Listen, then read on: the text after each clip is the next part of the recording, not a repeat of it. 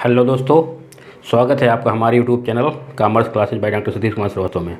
दोस्तों, हम इस चैनल पर इनकम टैक्स पढ़ रहे हैं और इनकम टैक्स में इनकम के जितने भी स्रोत हैं तो 4 प्रकार के स्रोत हमने पढ़ लिए हैं और आज हमको पढ़ना है जो इनकम का लास्ट स्रोत है, जो लास्ट सोर्स है उसको आज पढ़ना है, जिसका नाम है इनकम फ्रॉम अदर सोर्सेज। तो इनकम फ्रॉम अदर सोर्सेज जो कि इनकम टैक्स के अंतर्गत आय का आखिरी स्रोत है, इसमें वो सभी आयकर योग होती हैं जो उपर्युक्त जो 4 प्रकार के स्रोत थे उनमें जो आयकर योग नहीं होती हैं। हमारी एक करदाता की वो समस्त आय जो income from salary, income from house property, income from business और profession, income from capital gain, इन 4 शीर्षकों के अंतर्गत जो आयकर योग नहीं होती, अगर और इन चारों के अलावा अगर कोई आय हैं वो सब इनकम फ्रॉम अदर सोर्सेज के अंतर्गत कर योग होती हैं। तो आज आपको उसी का अध्ययन करना है, इनकम फ्रॉम अदर सोर्सेज। तो ये हमारी कुछ आय हैं जो इनकम फ्रॉम अदर सोर्सेज के अंतर्गत कर योग होती हैं। एक करदाता की उपयुक्त 4 आयों के अलावा हमारी ये अन्य प्रकार की आय हो सकती हैं जो कर योग हो सकती हैं, जैसे लाभांश। एक, अगर किसी करदाता ने किसी कंपनी का लाभांश क्रय किया हुआ है तो उसका जो लाभांश है तो वो लाभांश भी आपका अन्य साधनों से आय शीर्षक के अंतर्गत आता है। परंतु यहाँ पर हम आपको ये बता दें कि जो घरेलू कंपनी का लाभांश है वर्तमान समय में वो कर मुक्त है। जो घरेलू कंपनी का लाभांश है वो इस समय कर मुक्त है। उस पर जो भी लाभांश अगर किसी करदाता को प्राप्त हो रहा है तो उस पर आपको कोई टैक्स नहीं देना है, बल्कि उसके अलावा अगर किसी विदेशी कंपनी से किसी करदाता को लाभांश मिल रहा है तो वो कर योग होता है। तो नंबर 1 में आपका लाभांश है। नंबर 2, लॉटरी का इनाम, वर्ग पहेलियाँ, घुड़दौड़, ताश, जुआ अथवा शर्त आदि से आय। अगर करदाता के पास कोई आकस्मिक आय है, जैसे दूसरे में हम देख रहे हैं ये सब कैसी आय है, आकस्मिक आय है जो अचानक प्राप्त हो जाती है, भाग्यवश प्राप्त हो जाती है।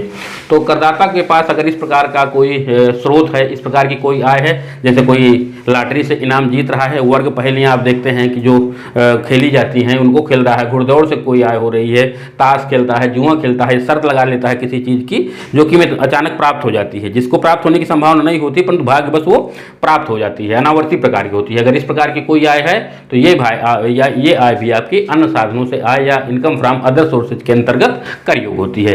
इसी प्रकार नियोक्ता या करदाता द्वारा अपने कर्मचारियों से प्राप्त प्रोविडेंट फंड, कर्मचारी बीमा अधिनियम में से कोई अंशदान यदि नियोक्ता को मिलता है, करदाता को यदि अपने कर्मचारी से कोई रकम मिलती है, प्रोविडेंट फंड के अंतर्गत हो चाहे कर्मचारी बीमा अधिनियम के अंतर्गत कोई रकम मिल रही हो, तो इस प्रकार का अगर कोई अंशदान मिलता है तो अंशदान भी आपका नियोक्ता के लिए अगर वो करदाता है तो आपका इन अन्य साधनों से आय शीर्षक में कर योग होता है। इसी प्रकार प्रतिभूतियों पर ब्याज से आय। अगर किसी करदाता ने कोई प्रतिभूति क्रय कर रखी है, चाहे वो कमर्शियल सिक्योरिटी हो, चाहे गवर्नमेंट सिक्योरिटी हो, चाहे लेस देन हो या टैक्स फ्री सिक्योरिटी हो, किसी भी प्रकार की अगर प्रतिभूति है या सिक्योरिटी है तो उससे जो ब्याज मिलता है वो ब्याज भी आपका इनकम फ्रॉम अदर सोर्सेज शीर्षक के अंतर्गत कर योग होता है।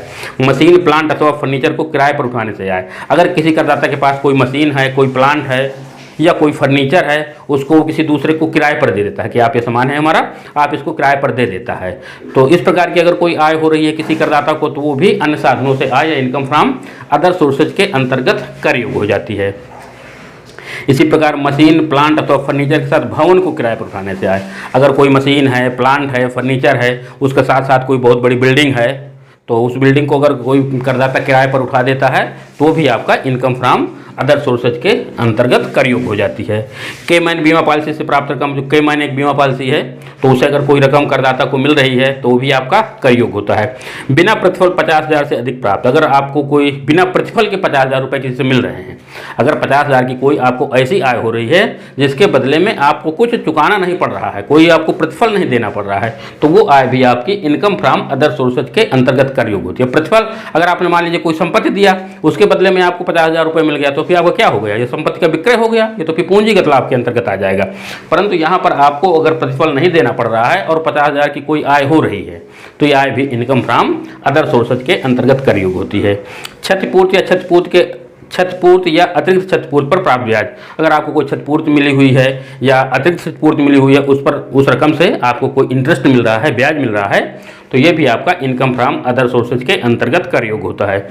एक कंपनी निवासी को अंश जारी करता है जिसका प्रतिफल अंकित मूल्य से अधिक है तो वो आए। अगर किसी निवासी व्यक्ति को कंपनी कोई अंश जारी कर देती है, अंश इशू कर देती है और उसके प्रतिफल अगर अंकित मूल्य से अधिक है तो ये भी आपका इनकम फ्रॉम अदर सोर्सेज के अंतर्गत कर योग्य होता है।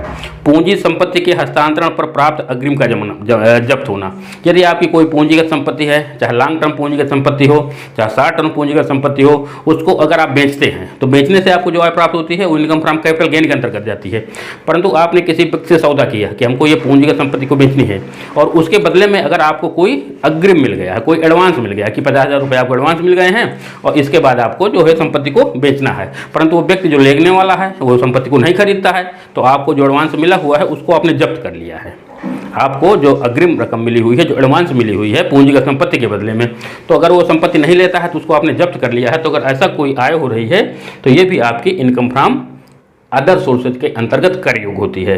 नौकरी से निकाले जाने पर या सेवा में परिवर्तन के कारण प्राप्त क्षतिपूर्ति, अगर किसी नियोक्ता ने अपने कर्मचारी को नौकरी से निकाल दिया है या उसकी सेवाओं को बदल दिया है, उसके बदले में कोई क्षतिपूर्ति मिल रही है, तो ये क्षतिपूर्ति भी आपका इनकम फ्रॉम अदर सोर्सेज के अंतर्गत कर योग्य होती है। तो ये तो आपकी धारा 56 की उपधारा 2 के अंतर्गत इतनी ये आय लिखी हुई हैं जो कि अन्य साधनों से आय शीर्षक के अंतर्गत एक करदाता की आय में कर योग्य होती हैं। परंतु इन आयों के अलावा भी कुछ आय हैं जो इनकम फ्रॉम अदर सोर्सेज शीर्षक के अंतर्गत कर योग्य होती हैं। जैसे सभी प्रकार के प्राप्त ब्याज, आपको जितने भी प्रकार के ब्याज प्राप्त हो रहे हैं, आपने बैंक पर जमा किया हुआ है उस पर ब्याज मिल रहा है, प्रतिभूतियों पर ब्याज हमने आपको यहाँ पर बता ही दिया है कि प्रतिभूतियों पर आपको जो भी ब्याज मिलता है, बैंक जमाओं पर ब्याज मिल रहा है, अगर आपने किसी को ऋण दे दिया है उस ऋण पर आपको ब्याज मिल रहा है, किसान विकास पत्र आपने खरीदा हुआ है या इंदिरा विकास पत्र आपने खरीदा हुआ है, इतने मतलब जितने भी प्रकार के आपके ब्याज मिल रहे हैं, लोन पर जो भी ब्याज मिल रहे हैं, वो सभी ब्याज इनकम फ्रॉम अदर सोर्सेज के अंतर्गत कर योग्य होते हैं। किराएदार द्वारा किराए पर ली गई मकान संपत्ति को पुनः किराए पर उठाने से आए। अगर कोई करदाता है, उसने कोई मकान किराए पर ले लिया है और किराए पर लेने के बाद उसको तीसरे व्यक्ति को किराए पर उठा दिया है, अगर कोई करदाता ने कोई मकान किराए पर ले लिया है, उसके कुछ भाग को या कुछ पार्ट को या पूरे मकान को किसी तीसरे व्यक्ति को किराए पर उठा दिया है और उस किराए से अगर उसको कोई आय हो रही है तो वो भी आपका इनकम फ्रॉम अदर सोर्सेज के अंतर्गत कर योग्य होती है।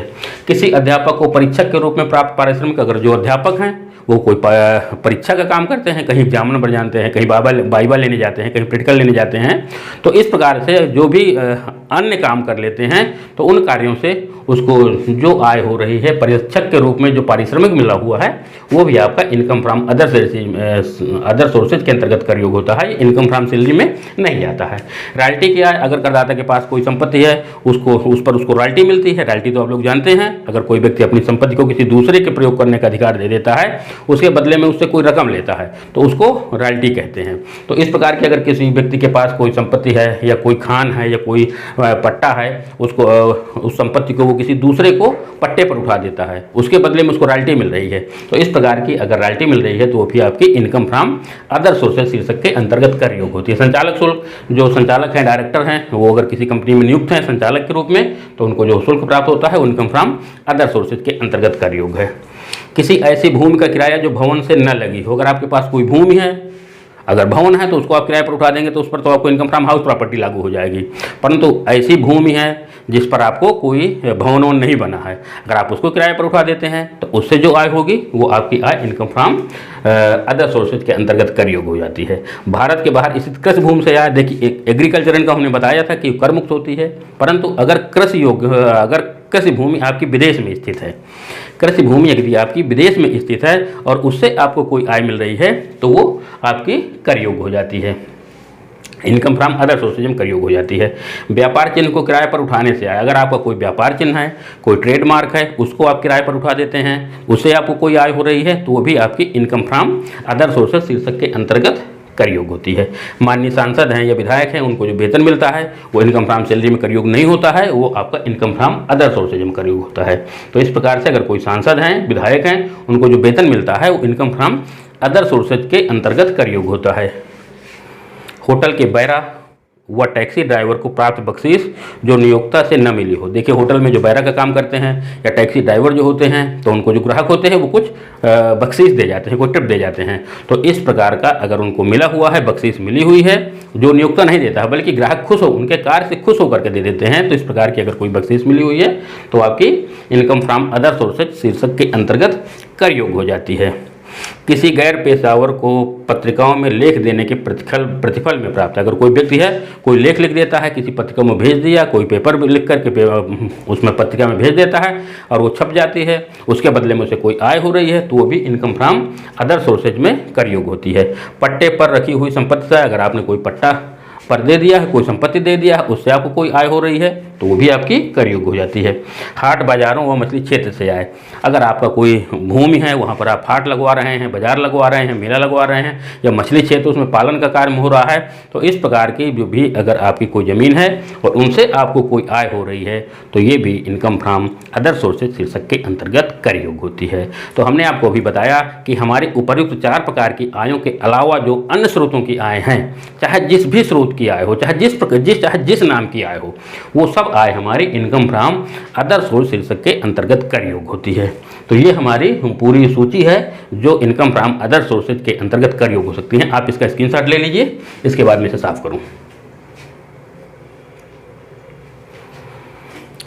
तो ये इनकम फ्रॉम अदर सोर्सेज के अंतर्गत हमारी इतनी आय हैं जो कर योग्य होती हैं। अब इनमें हम देख लेते हैं कि कौन सी आय को किस प्रकार से नियम क्या हैं टैक्स लगाने के, और हम इनको किस प्रकार से गणना करेंगे, कोई आय कितनी कर योग्य होगी, कितनी कर मुक्त होगी, ये सब हम अभी आपको इसी में देख लेते हैं।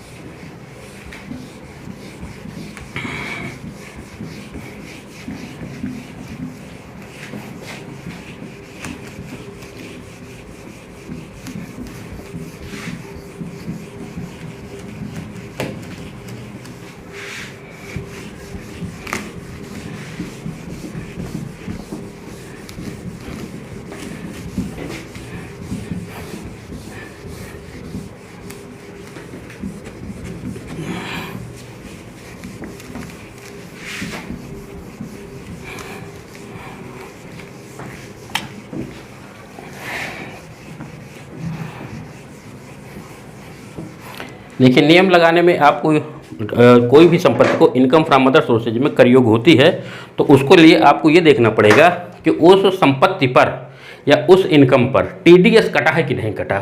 अब ये टीडीएस क्या होता है? टीडीएस का मतलब होता है टैक्स डिडक्टेड एज सोर्स, मतलब स्रोत पर ही कुछ इनकम पर कटौती कर ली जाती है। मतलब जहाँ पर कोई आय कमाई जाती हैं उन स्रोतों पर कुछ इनकम पर टैक्स की कटौती कर ली जाती है। तो अगर आपकी आय 10,000 से ज़्यादा है और उस पर टीडीएस कट गया है तो उस आय को क्या करना पड़ेगा? पहले आपको सकलीकरण करना पड़ेगा, मतलब उसको ग्रासअप करना पड़ेगा और जो टैक्स कटा हुआ है उस टैक्स को आपकी उस आय पर जोड़ना पड़ेगा, और जोड़ने के बाद जो रकम होगी वो आपकी इस शीर्षक के अंतर्गत कर योग्य होती है। तो देखिए क्या नियम है इसमें। नंबर 1 हम देखते हैं पहले लाभांश।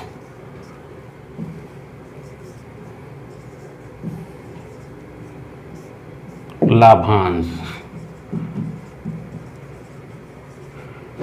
डिविडेंड्स।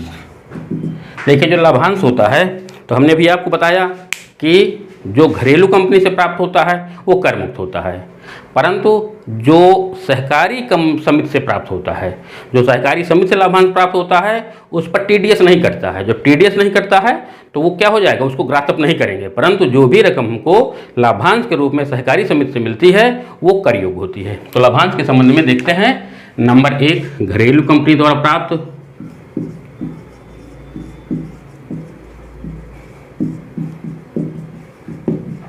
घरेलू कंपनी से जो हमको लाभांश प्राप्त होता है वो क्या होता है? कर मुक्त होता है। परंतु दूसरा सहकारी समिति से प्राप्त, सहकारी समिति से जो प्राप्त होता है हमें लाभांश वो क्या होता है? कर योग्य होता है, उस पर हमको टैक्स देना पड़ेगा। और सहकारी समिति अगर कहीं पर लिखा हुआ है कि सहकारी समिति से प्राप्त लाभांश, तो उसको क्या करेंगे, उसको इनकम फ्रॉम अदर सोर्सेज में शामिल करेंगे। परंतु यहाँ पर आपको ये ध्यान देना है कि सहकारी समिति द्वारा जो लाभांश बांटा जाता है उस पर टीडीएस नहीं कटता है। टैक्स, जैसे हमने टीडीएस बताया आपको, टीडीएस क्या होता है, टीडीएस का मतलब होता है टैक्स डिडक्टेड एट सोर्स, माने स्रोत पर कर की कटौती। इसका मतलब होता है स्रोत पर कर की कटौती। अगर इनकम पर टीडीएस कट गया है या इनकम पर स्रोत में ही कर काट लिया गया है, तो उस रकम को हमको यहाँ पर नहीं लिखना है। हमको कौन सी लिखना है, टीडीएस जोड़ने के बाद जो रकम होती है, जो कर की रकम है, उसको जोड़ने के साथ जो आपकी आय होती है, वही हमारी इनकम फ्रॉम अदर सोर्सेज में कर योग होती है। इतना बात आप समझ लीजिए कि अगर किसी इनकम पर टीडीएस कट गया है तो वो रकम हमारी यहाँ पर इनकम फ्रॉम अदर सोर्सेज में कर योग नहीं होती, बल्कि हमको क्या करना पड़ता है, टीडीएस अगर कटा है तो उस टीडीएस को हमको एक फार्मूले के अंतर्गत यहाँ पर क्या करेंगे, इसको जोड़ देंगे, और जोड़ने के बाद जो रकम आएगी वही आपकी इनकम फ्रॉम अदर सोर्सेज में कर योग हो जाती है। तो जो सहकारी समिति हैं जो लाभांश बांटती हैं उस पर टीडीएस नहीं करता है, तो टीडीएस नहीं करता है तो उसको हमको शकल नहीं करना है, उसको ग्रासअप नहीं करना है, तो वो हमारा जो रकम मिली हुई है वही हमारी कर योग हो जाएगी। तो सहकारी समिति से अगर लाभांश मिल रहा है तो क्या हो जाता है, कर योग हो जाता है। घरेलू कंपनी से मिलता है तो कर मुक्त हो जाता है। तीसरा, विदेशी कंपनी से प्राप्त।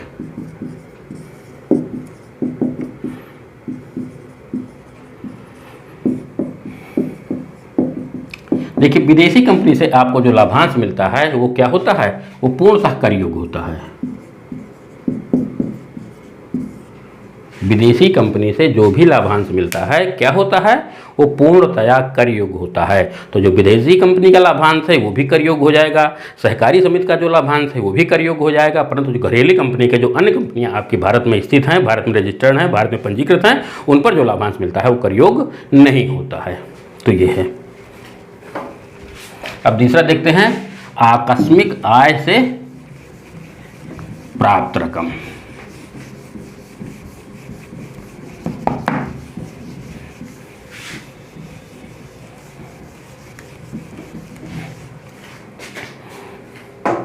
दूसरी आपकी जो इनकम है वो क्या है, लॉटरी, क्रॉसवर्ड पजल्स, ताश का खेल, जुआ, शर्त, घुड़दौड़। देखिए, ये अगर आपके आकस्मिक आए हैं, जैसे लॉटरी से है, जुआ से जीत रहे हैं, शर्त से जीत रहे हैं, तो इनसे आपकी जो रकम प्राप्त हो रही है, तो अगर 10,000 रुपये तक आप जीतते हैं, क्या होता है, अगर 10,000 तक आपकी इनकम है इस सोर्स पर, इस स्रोत पर अगर आपकी इनकम लिख दें यहाँ पर, नंबर 2 में लॉटरी, घुड़दौड़,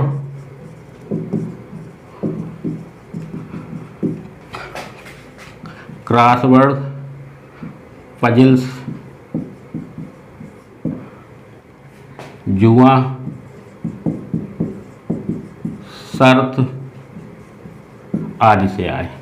अगर इन चीज़ों से आपको आय हो रही है, तो अगर आपको 10,000 तक आय हो रही है, क्या हो रहा है, 10,000 तक इनको अगर आपको इस चीज़ से आय हो रही है, तो 10,000 तक आय हो रही है, तो उस पर टीडीएस नहीं कटता है। तो जब टीडीएस नहीं कटेगा तो उस पर आपको ग्रासअप नहीं किया जाएगा, ग्रासअप करने का कोई सवाल नहीं है, क्योंकि आपका ग्रासअप कब करते हैं, सकलीकरण कब करते हैं, जब हमारा टीडीएस कट जाता है। तो अगर इन सब से आय 10,000 तक हो रही है तो उस पर टीडीएस नहीं कटेगा, तो उसको आपको सकल नहीं करना है। परंतु अगर 10,000 से अधिक आय हो रही है तो इसका मतलब है कि वहाँ पर टीडीएस कट गया होगा, और टीडीएस कटा होगा तो कितना कटा होगा, 30% की दर से।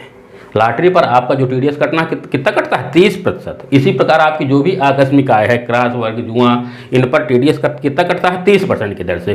तो 30% यदि कटा हुआ है और आय आपकी 10,000 से ज़्यादा है, तो उसको हमको क्या करना पड़ेगा, ग्रासअप करेंगे। ग्रासअप का मतलब है कि टैक्स हमारा कट गया है, उसको हम इसमें जोड़ देंगे, और जोड़ने के बाद जो हमारी रकम आएगी वो हमारी हो जाएगी इन स्रोतों से आय, लॉटरी से आय। तो उसको कैसे निकालते हैं, देखिए, जो 10,000 तक आय है, नंबर 1, यदि आय 10,000 तक है तो टीडीएस नहीं कटेगा, ठीक है। नंबर 2, यदि आय 10,000 से अधिक है टीडीएस कटेगा। टीडीएस क्या होगा, अगर आय आपकी 10,000 से अधिक है तो उस पर टीडीएस कट जाता है। और कर की दर कितनी होती है? कर की दर आपकी होती है 30%। इन पर जो टीडीएस कटता है तो टीडीएस कितना होता है? 30%। तो जब 30% कट रहा है और आय आपकी 10,000 से अधिक है, मान लीजिए लिखा हुआ है कि 20,000 प्राप्त हुई है, तो इसका मतलब है कि 20,000 पर क्या हुआ होगा? 30% की दर से हमारा जो है तो टीडीएस कट गया होगा। तो उसको आपको ग्रासअप करना पड़ेगा। तो आप ग्रासअप कैसे करेंगे? तो उस रकम को आपको ग्रासअप करना पड़ेगा। ग्रासअप करने का मतलब है कि आपको सकलीकरण करना पड़ेगा कि टीडीएस की रकम जो कटी है उसमें जोड़ना पड़ेगा। तो इसमें होता है, ग्रासअप करने के लिए फार्मूला होता है प्राप्त रकम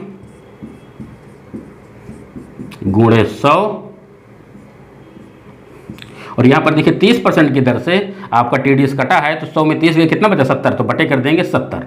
अब इसको करने के बाद जो रकम आएगी वो आपकी क्या हो जाएगी? वो आपकी रकम आ जाएगी इनसे जो आपने जीता है वो रकम आ जाएगी, मतलब उसमें टीडीएस नहीं कटा है। तो इस प्रकार से हम ग्रासअप कर देते हैं, सकलीकरण कर देते हैं इस फार्मूले के अंतर्गत, और हमने जो जीती है रकम वो हमको प्राप्त हो जाती है। परंतु ये आपको कब करना है? जब 10,000 से अधिक हो।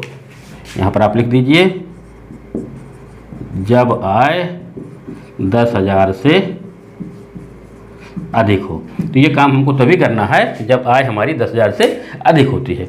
तो ये आपका हो गया लॉटरी, गुड दौड़, क्रॉसवर्ड पजल्स, इनसे है। अब देखते हैं प्रतिभूतियों पर ब्याज। नंबर 3 में प्रतिभूतियों पर क्या नियम है?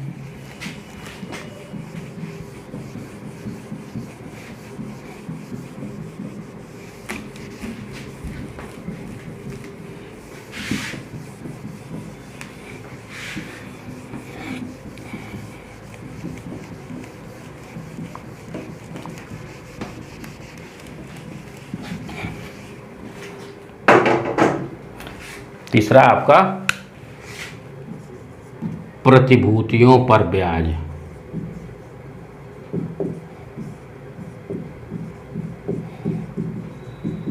Interest on security, interest on securities, प्रतिभूतियों पर ब्याज। देखिए प्रतिभूतियां आपकी दो प्रकार की होती हैं। प्रतिभूतियां आपकी दो प्रकार की होती हैं, एक तो होती है सरकारी प्रतिभूति और दूसरा होती है गैर सरकारी प्रतिभूति। ए नंबर होती है सरकारी प्रतिभूति, गवर्नमेंट सिक्योरिटी, और दूसरी होती है गैर सरकारी प्रतिभूति।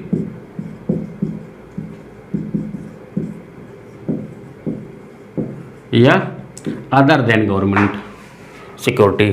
तो अगर आपकी सरकारी प्रतिभूति मिली हुई है, कैसी प्रतिभूति मिली हुई है? सरकारी प्रतिभूति मिली हुई है। तो सरकारी प्रतिभूति दो प्रकार की होती है। सरकारी प्रतिभूति भी दो प्रकार की होती है, एक तो कर मुक्त सरकारी प्रतिभूति और दूसरी कर योग्य सरकारी प्रतिभूति। एक तो कर मुक्त सरकारी प्रतिभूति है नंबर 1,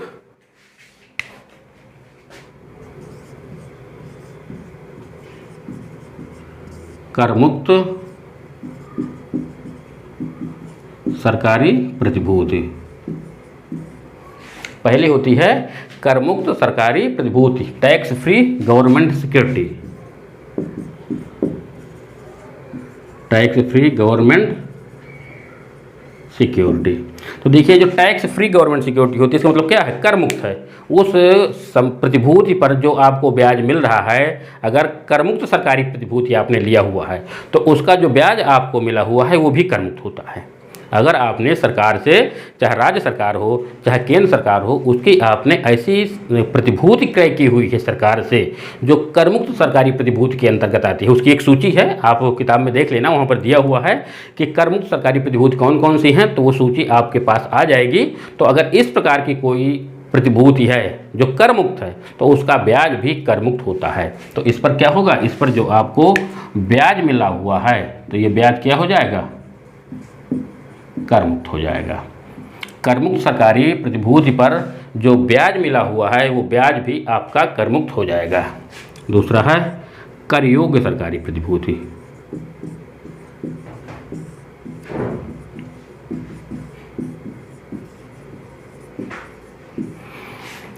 अब देखिए जो कर योग्य सरकारी प्रतिभूति है, कैसी कर योग्य यदि सरकारी प्रतिभूति है तो वो आपका क्या होता है, उस पर जो आपको इंटरेस्ट मिल रहा है उस पर आपको टैक्स देना पड़ेगा। कर योग्य सरकारी प्रतिभूति अगर आपने क्रय की हुई है तो उस पर जो इंटरेस्ट होगा वो उस इंटरेस्ट पर आपको टैक्स देना पड़ेगा। मतलब वो क्या होता है, वो कर मुक्त नहीं होता है, तो उसका ब्याज जो है क्या करना पड़ेगा, आपको टैक्स उस पर देना पड़ेगा। तो अब आपको ये पता होना चाहिए कि जो कर योग्य सरकारी प्रतिभूति है उस पर टीडीएस कटेगा कि नहीं कटेगा, क्योंकि यदि टीडीएस कटेगा तो आपको ग्रासअप करना पड़ेगा। तो यहाँ पर हम आपको बता दें कि जो कर योग्य सरकारी प्रतिभूति होती है उस पर टीडीएस नहीं कटता है। ऐसी प्रतिभूति पर, कर योग्य सरकारी प्रतिभूति पर टीडीएस क्या होता है, नहीं कटता। तो जब टीडीएस नहीं कटता है तो उसका परिणाम क्या होता है, तो ग्रासअप नहीं किया जाता, तो ग्रासअप नहीं किया जाता। अगर आपने कर योग्य सरकारी प्रतिभूति क्रय की है तो उसका जो ब्याज मिलता है वो कर योग्य होता है, परंतु उस पर टीडीएस नहीं काटा जाता। तो जब टीडीएस नहीं काटा जाता है तो उसके ब्याज को हम ग्रासअप नहीं करते हैं। तो जब ग्रासअप नहीं करते हैं तो जो भी रकम हमारी सवाल में दी होगी कि कर योग्य सरकारी प्रतिभूति से इतना ब्याज प्राप्त हुआ तो वही पर आपको टैक्स लगा देना है, उसको ग्रासअप नहीं करना। परंतु यहाँ पर आपको ये बता दें कि 8% सेविंग बॉन्ड 2003 ये एक ऐसी कर योग्य सरकारी प्रतिभूति है। कौन सी, 8% सेविंग बॉन्ड 2003। ये आपकी ऐसी कर योग्य सरकारी प्रतिभूति है जिस पर टीडीएस काट लिया जाता है। और किस दर से काटा जाता है, 10%। तो अगर इस पर टीडीएस कट गया है तो उसको आपको ग्रासअप करना पड़ेगा। यहाँ पर लिख लीजिए 8% सेविंग बॉन्ड अपवाद 8% सेविंग बॉन्ड 2000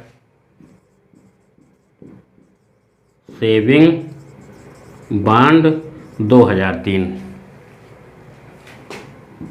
पर 10% टीडीएस कट जाता है।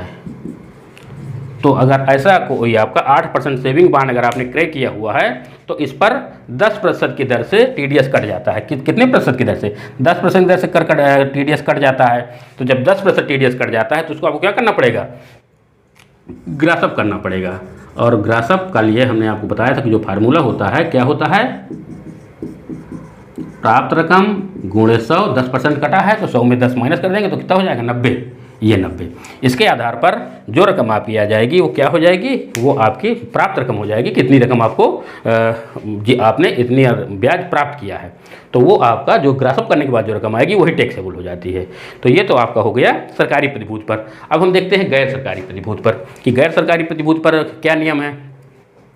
अब देखिए गैर सरकारी प्रतिभूति भी आपकी दो प्रकार की होती है। गैर सरकारी प्रतिभूति भी आपकी दो प्रकार की होती है, एक तो कर मुक्त गैर सरकारी प्रतिभूति और दूसरी कर योग्य गैर सरकारी प्रतिभूति। गैर सरकारी प्रतिभूति भी आपकी दो प्रकार की होती है, एक तो होती है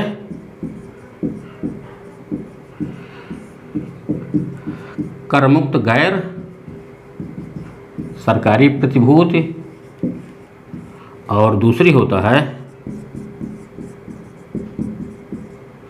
कर योग्य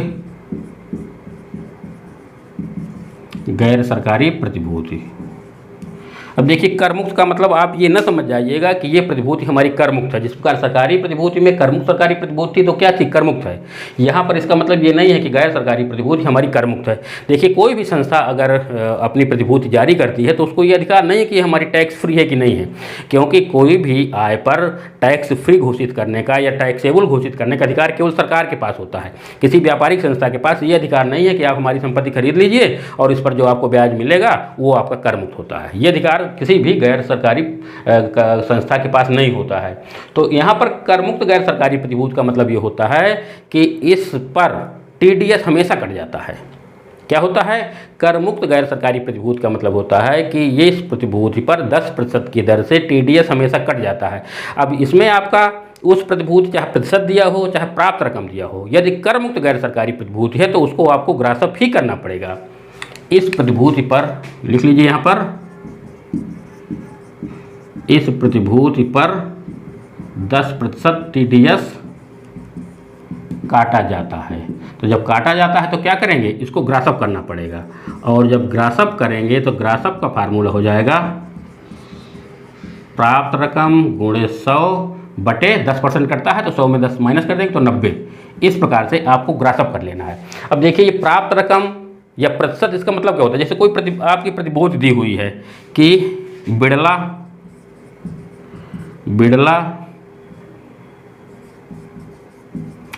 करमुक्त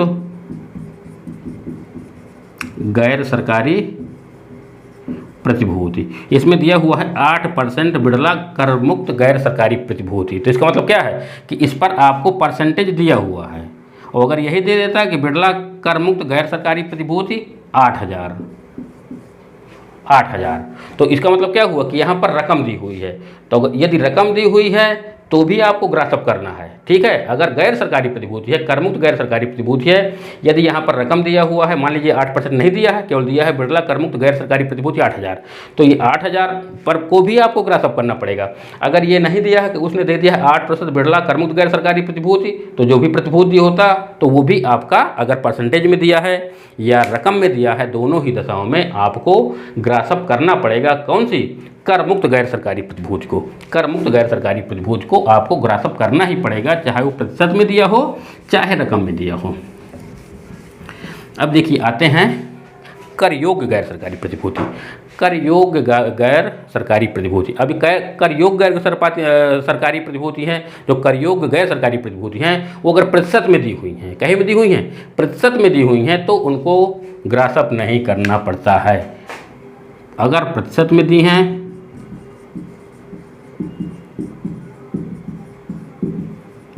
तो ग्रासअप नहीं करेंगे।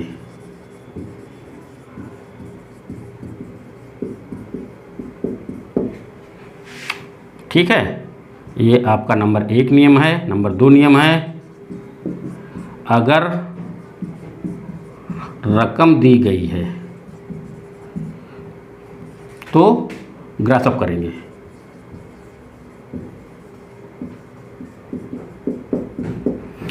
किस दर पर करेंगे, कर की दर। कर योग्य गैर सरकारी प्रतिभूति में जो कर की दर होती है वो 10% होती है। तो इस पर जब आप ग्रासअप करेंगे तो फार्मूला आपको बन जाएगा प्राप्त रकम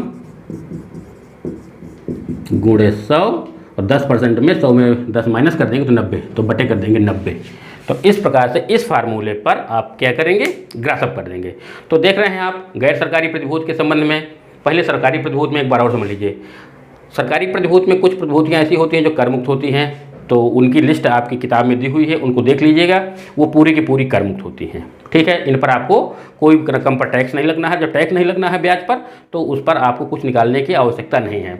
इसके बाद जो कर योग्य सरकारी प्रतिभूति है, तो उन पर TDS कभी नहीं काटा जाता। जो कर योग्य सरकारी प्रतिभूति होती है तो उनका ब्याज तो आपका टैक्सेबल हो जाएगा, परंतु उन पर TDS नहीं कटता है, तो उसको ग्रासअप नहीं किया जाता है। परंतु ये केवल एक प्रकार की ऐसी आपकी कर योग्य सरकारी प्रतिभूति है, केवल एक ही ऐसी प्रतिभूति है जिस पर 10% TDS कट जाता है, ठीक है। ये कौन सी है, 8% सेविंग बॉन्ड 2003। या 2003 में कोई 8% वाला सेविंग बॉन्ड निकला होगा, तो इस पर 10% की दर से TDS कट जाता है। तो अगर आपका ये केवल आपका एक प्रकार का यदि आपका दिया हुआ है प्रतिभूति, तो इस पर आपको ग्रासअप कर देना है। ग्रासअप करने का नियम है प्राप्त रकम गुणे 100 बटे 90। इस प्रकार से यही केवल एक ऐसी गैर सरकारी प्रतिभूति है, यही एक ऐसी गैर सरकारी प्रतिभूति है जिसको आपको ग्रासअप करना है। बाकी अन्य जितनी भी प्रकार की गैर सरकारी प्रतिभूतियां हैं उन पर आपको ग्रासअप नहीं करना है, क्योंकि उन पर TDS नहीं काटा जाता है। अब आते हैं गैर सरकारी प्रतिभूति पर। गैर सरकारी प्रतिभूति पर देखिए, जो आपकी करमुक्त गैर सरकारी प्रतिभूति है उन पर हमेशा TDS कट जाता है 10% की दर से। किस पर, कर मुक्त गैर सरकारी प्रतिभूति पर। अगर कर मुक्त दी हुई है, चाहे प्रतिशत में दी हो चाहे प्राप्त रकम दी हो, दोनों ही स्थितियों में इसको आपको ग्रासअप करना पड़ेगा। और किस दर से, 10% की दर से। तो यहाँ पर ग्रासअप करने का नियम हो जाएगा प्राप्त रकम गुणे 100 बटे 90। इस प्रकार करके आप जो है तो इस पर ग्रासअप कर लेंगे। इसके बाद दूसरी संपत्ति है आपकी कर योग्य गैर सरकारी प्रतिभूति। कर योग्य जो गैर सरकारी प्रतिभूति है, अगर वो प्रतिशत में दी हुई है, सवाल में अगर आपके वो प्रतिशत में दी है तो इसको ग्रासअप हम नहीं करेंगे। परंतु यदि रकम दी है, प्रतिशत नहीं दिया हुआ है, तो इसका मतलब क्या है कि इस पर TDS कट गया है और हमको इसको ग्रासअप करना पड़ेगा। और ग्रासअप करने की दर वही है 10%। और 10% पर जब आप ग्रासअप करेंगे तो हो जाएगा प्राप्त रकम गुणे 100/90। इस प्रकार करके हम उसको ग्रासअप कर लेते हैं। तो ये हमारा प्रतिभूतियों पर जो हमको ब्याज मिल रहा है उसको ग्रासअप करने के नियम है कि किस दर से ग्रासअप करना है। तो प्रतिभूतियों पर ब्याज हमेशा 10% की दर से इन पर TDS काटा जाता है और 10% के आधार पर ही आपको क्या करना है, इनको ग्रासअप करना है या सकलीकरण करना है। इसको हिंदी में सकलीकरण कहते हैं कि अगर आप जो TDS आपका कट के जो रकम प्राप्त हुई है तो अगर आप 10% उसमें जोड़ देंगे तो वो आपका क्या हो जाएगा, पूरी रकम निकल आएगी कि आपको इंटरेस्ट में कितनी रकम हुई, तो वो रकम आपको निकाल लेना है। इस फार्मूले के आधार पर आपको निकाल लेना है। तो ये आपका प्रतिभूतियों पर ब्याज हो गया। तो ये तो हमारे थे कुछ प्रतिभूतियाँ या कुछ ऐसी आय जिनको आपको निकालना पड़ेगा, ग्रासअप करना पड़ेगा, ये देखना पड़ेगा कितने % से TDS कटा है। तो इनके आधार पर हम निकाल लेते हैं कि किस प्रकार से हमको ग्रासअप करना है, ग्रासअप करने के बाद हमारी कितनी रकम बन रही है और वही रकम आपकी इनकम फ्रॉम अदर सोर्सेज के अंतर्गत कर योग हो जाती है। अब एक चीज़ आपको और बताया इसमें पढ़ाने के लिए, डिडक्शन। धारा 57 के अंतर्गत आपको कुछ कटौतियाँ मिली हुई हैं। धारा 57 के अंतर्गत आपको कुछ कटौतियाँ मिली हुई हैं। वो कटौतियाँ भी आप देख लीजिए कि कौन कौन सी कटौतियाँ मिली हुई हैं।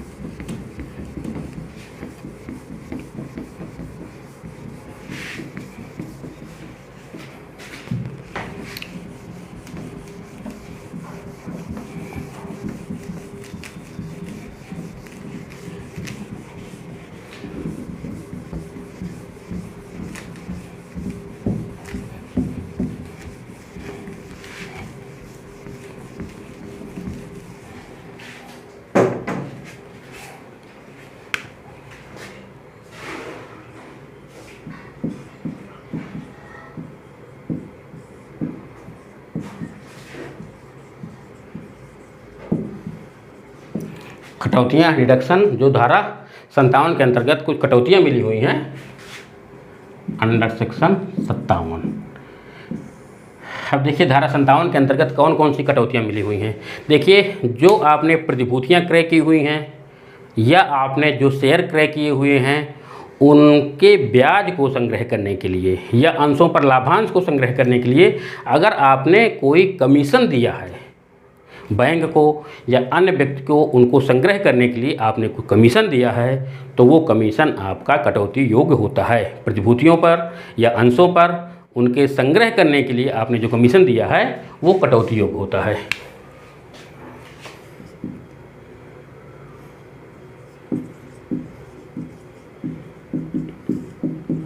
प्रतिभूतियों पर ब्याज या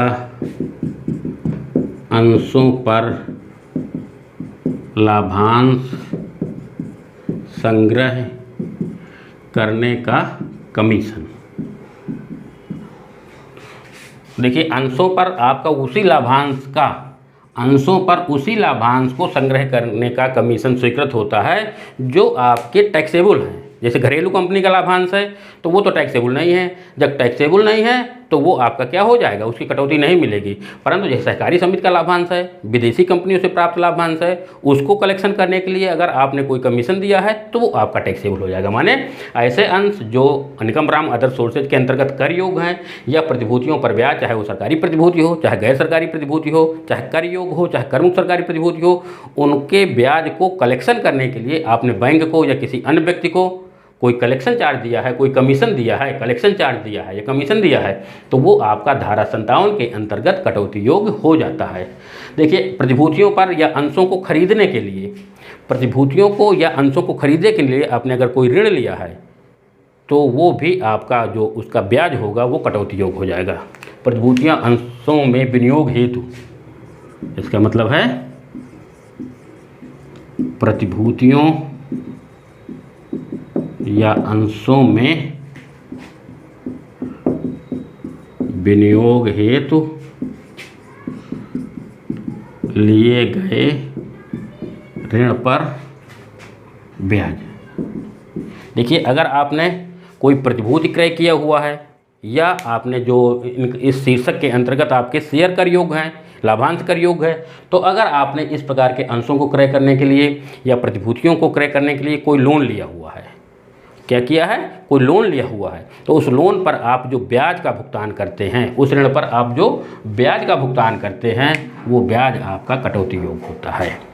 ठीक है, प्रतिभूतियों को क्रय करने के लिए, अंशों को क्रय करने के लिए आपने जो ऋण लिया हुआ है, तो उस पर जो आप ब्याज भुगतान कर रहे हैं, तो वो भी आपका कटौती योग होता है। अगला है मशीन, प्लांट या फर्नीचर व भवन को यदि आपने किराए पर उठा दिया है, तो उनके मरम्मत पर, उनके बीमा पर या उन पर ह्रास में जो भी कटौती होगी वो भी आपको मिल जाती है। तीसरा है मशीन, प्लांट, फर्नीचर व भवन पर मरम्मत व्यय, बीमा प्रीमियम व ह्रास की कटौती। देखिए, आपने जो फर्नीचर, प्लांट, मशीनरी या बिल्डिंग जो आपने किराए पर उठाया हुआ है, क्या किया हुआ है, जो किराए पर उठाया हुआ है, तो उसका अगर आप मरम्मत करवा रहे हैं, किसी मशीन की, किसी प्लांट की मरम्मत करवाए हुए हैं या भवन की मरम्मत कराया हुआ है, तो वो भी आप कटौती योग हो जाएगा। अगर आपने उनका बीमा कराया हुआ है, तो उसका आप जो प्रीमियम दे रहे हैं वो भी कटौती योग हो जाएगा। और उन पर जो ह्रास लग रही है, मशीन पर ह्रास लग रहा है, प्लांट पर ह्रास लग रहा है, फर्नीचर पर ह्रास लग रहा है, तो वो ह्रास भी आपका कटौती योग हो जाएगा। माने जो आपने किराए पर मशीन, प्लांट, फर्नीचर किराए पर उठाया हुआ है, तो उनकी मरम्मत पर व्यय, उनका बीमा प्रीमियम व उनकी ह्रास की रकम, ये तीनों आपकी कटौती योग होती हैं। तो ये आपका नंबर 3 में आता है। नंबर 4 में है यदि कोई मृतक कर्मचारी है या उसको विधवा को जो पारिवारिक पेंशन मिलती है, क्या होता है, नियोक्ता द्वारा जो पारिवारिक पेंशन मिल रही है, उस प्राप्त पेंशन का 33.3% या 15,000, इन दोनों रकमों में जो रकम कम होती है उसकी कटौती मिल जाती है। मृतक कर्मचारी की विधवा को प्राप्त पारिवारिक पेंशन,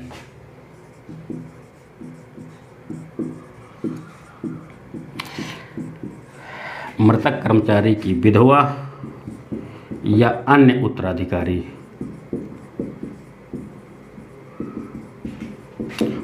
अन्य उत्तराधिकारी को प्राप्त पारिवारिक पेंशन का 33.1/3% अथवा रुपये 15,000, जो दोनों में कम हो, कटौती योग्य होगी। अगर कोई कर्मचारी है वो मृतक हो गया है, उसकी विधवा को या उसके उत्तराधिकारी को कोई पारिवारिक पेंशन मिल रही है, क्या मिल रही है, कोई पारिवारिक पेंशन मिल रही है, तो प्राप्त होने वाली पारिवारिक पेंशन का 33.1/3% अथवा 15,000 रुपये। कितना, पारिवारिक पेंशन का 33.1/3% या 15,000 रुपये, इन दोनों रकमों में जो भी रकम कम होगी वह आपकी धारा 57 के अंतर्गत कटौती योग हो जाती है। किसके अंतर्गत, धारा 57 के अंतर्गत पारिवारिक पेंशन का 33.1/3% अथवा 15,000 रुपये, इन दोनों रकमों में जो रकम कम होगी वो आपकी कटौती योग हो जाएगी। 5वां है क्षतिपूर्ति की राशि पर प्राप्त ब्याज का 50%। क्षतिपूर्ति पर प्राप्त रकम, क्षतिपूर्ति पर प्राप्त रकम के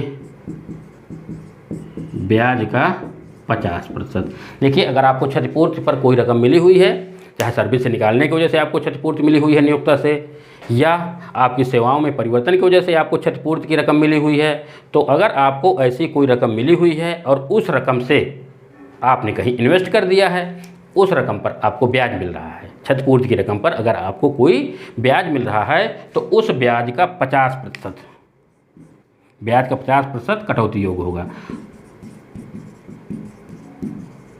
मतलब जो भी ब्याज प्राप्त होगा उसका आधे ब्याज कटौती योग हो जाएगी धारा 57 के अंतर्गत। तो अगर आपने क्षतिपूर्ति की रकम कोई मिली हुई है सेवा में परिवर्तन के कारण या नौकरी से निकाले के कारण, अगर आपको कोई क्षतिपूर्ति मिली हुई है, कोई कंपनसेशन मिला हुआ है और उससे आप ब्याज कमा रहे हैं, उससे आपको ब्याज मिल रहा है, तो आपका 50% ब्याज का कटौती योग्य हो जाएगा धारा 57 के अंतर्गत। और इसके अलावा अन्य कोई व्यय जो इस शीर्षक की आय में शामिल हैं। और कोई भी अन्य आपके व्यय हैं जो, जैसे आप कोई आय कमा रहे हैं इस शीर्षक इनकम फ्रॉम अदर सोर्सेज के अंतर्गत, अगर आपने कोई आय कमाई हुई है, उस पर आपने कोई व्यय किया हुआ है उस आय को कमाने के लिए, तो वो भी आपकी कटौती योग्य होती है, परंतु वो पूंजीगत नहीं होना चाहिए या व्यक्तिगत व्यय नहीं होने चाहिए। अगर आपने उस आय को कमाने के लिए, ऐसी आय को कमाने के लिए आपने पूर्णतया अगर ऐसा कोई व्यय किया है तो वो भी आपका कटौती योग्य हो जाता है। तो ये आपके धारा 57 के अंतर्गत कुछ कटौतियाँ थी जो धारा 57 के अंतर्गत कटौती योग्य थी, तो ये हमने भी पढ़ा। तो अभी आपने देखा कि हमने इनकम फ्रॉम अदर सोर्सेज के अंतर्गत कौन कौन सी आय शामिल होती हैं, वो सब हमने आपको विस्तार से बता दिया है कि हमारी कौन कौन सी आय शामिल होती हैं, उनको ग्रासअप कैसे करेंगे, उनको इनकम फ्रॉम अदर सोर्सेज में कर लगाने के नियम क्या हैं, कितने % से ग्रासअप करना है, वो आपको नियम भी, वो प्रावधान भी हमने आपको पूरे बता दिए हैं। और इसके अलावा जो हमारी जो कटौतियाँ थी कि इस शीर्षक के अंतर्गत कौन कौन सी कटौतियाँ हैं, तो धारा 57 के अंतर्गत हमारी जो कटौतियाँ हैं वो भी आपको विस्तार से पढ़ा दिया है। अब आपको बताने हैं इसके MCQs क्वेश्चन। तो आइए अब शुरू करते हैं MCQs क्वेश्चन। ये पहला आपका MCQs क्वेश्चन है, देख लीजिए। नंबर 1 है, निम्न में से कौन सी आय अन्य साधनों से आय शीर्षक में कर योग्य नहीं है। निम्न में से कौन सी आय अन्य साधनों से आय शीर्षक में कर योग्य नहीं है।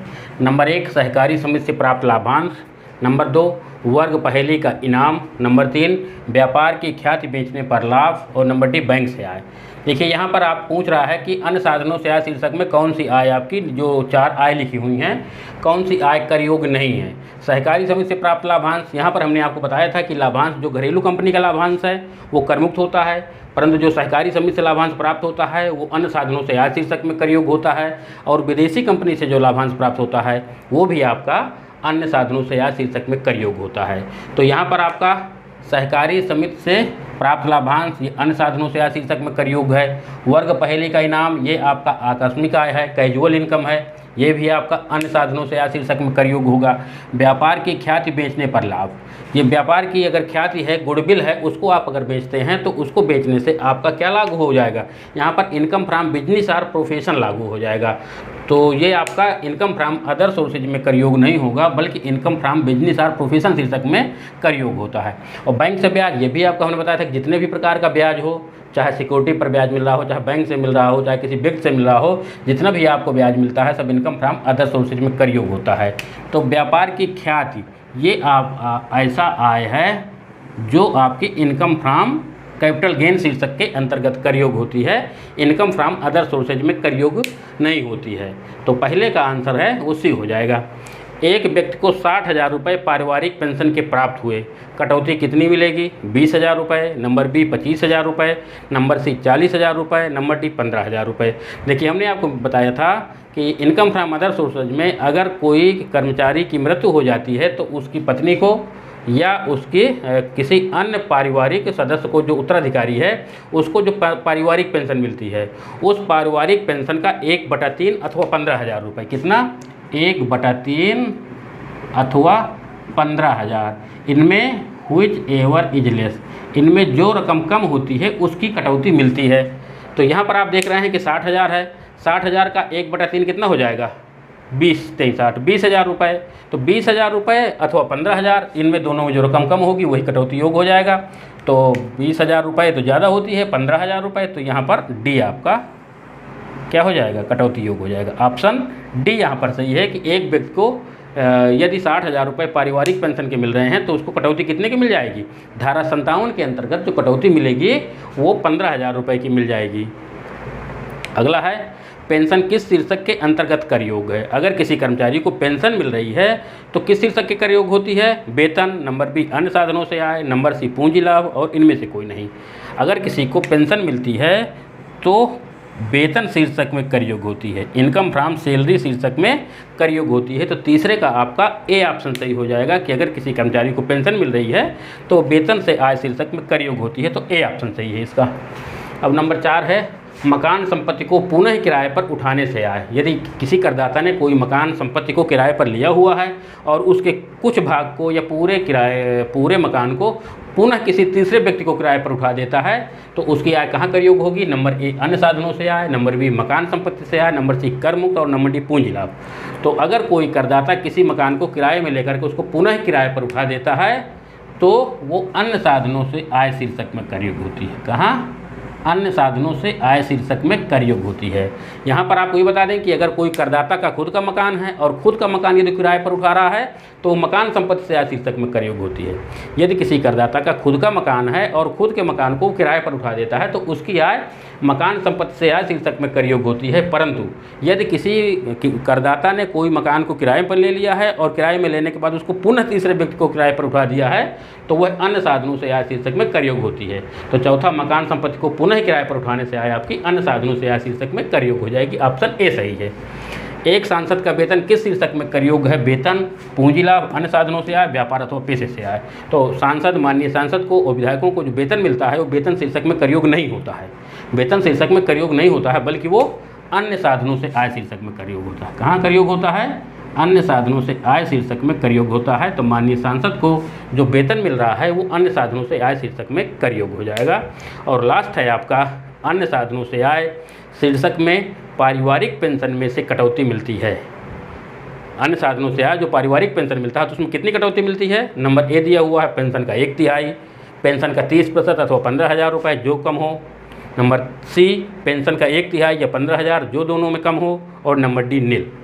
तो यहाँ पर आपको बता दें कि अगर किसी कर्मचारी के मृत्यु के बाद उसके परिवार के जो सदस्य हैं उनको यदि पारिवारिक पेंशन मिल रही है तो प्राप्त पेंशन का 1/3 या 15,000 रुपये इन दोनों में जो रकम कम होती है उसकी कटौती धारा 57 के अंतर्गत मिल जाती है। तो यहाँ पर सी ऑप्शन सही है। पेंशन का 1/3 या 15,000 जो दोनों में कम हो उसकी कटौती धारा 57 के अंतर्गत मिल जाती है। तो यहाँ पर आपका सी ऑप्शन सही हो जाएगा। तो दोस्तों ये तो थे हमारे कुछ MCQ क्वेश्चन, बहुविकल्पी प्रश्न। निश्चित ही आपको पसंद आए होंगे, इनको देख लीजिएगा। और ये हमारा इनकम फ्रॉम अदर सोर्सेज का जो इनकम का लास्ट स्रोत है, हमारी इनकम के 5 स्रोत हमने बताए थे, लास्ट स्रोत है इनकम फ्रॉम अदर सोर्सेज, जो अगर किसी करदाता के उपयुक्त 4 स्रोतों में जो आय कर योग्य नहीं होती वो सभी आय हमारी इनकम फ्रॉम अदर सोर्सेज में कर योग्य होती है। तो दोस्तों हमको कमेंट बॉक्स में आप जरूर बताइएगा कि हमारा सेशन आपको कैसा लगा। आप लोगों के कमेंट्स बहुत कम प्राप्त होते हैं, आप लोग कृपया कमेंट्स करते रहा करिए। हमारे कमेंट बॉक्स में जो भी आपके कमेंट्स हों, जो आपके सुझाव हों, कृपया उसमें कर दिया करिए। और जो इस चैनल में पहली बार आए हैं वो कृपया हमारे चैनल को सब्सक्राइब कर लीजिए, क्योंकि अभी आपका इनकम टैक्स चल रहा है। अगस्त के महीने के बाद हम इसको सभी सब्जेक्टों पर लागू करेंगे। आपके जो भी कॉमर्स के अन्य सब्जेक्ट हैं, फाइनेंशियल अकाउंटिंग है, कास्ट अकाउंटिंग है, कारपोरेट अकाउंटिंग है और स्टैटिस्टिक्स हैं, आपके जो भी अन्य सब्जेक्ट हैं वो सभी सब्जेक्ट हम इसमें कवर करेंगे। सभी चीज़ हमको इसमें पढ़ानी है। तो हमारे जो भी स्टूडेंट अभी तक सब्सक्राइब नहीं किए हैं, कृपया सबसे पहले हमारे चैनल को सब्सक्राइब कर लीजिए और सब्सक्राइब करने के बाद इसको शेयर जरूर कर दीजिए, जिससे सभी के पास हमारे चैनल की जानकारी लोगों के पास पहुँच जाए। तो बस इसी के साथ मैं अपनी बात समाप्त करता हूँ। जय हिंद, धन्यवाद।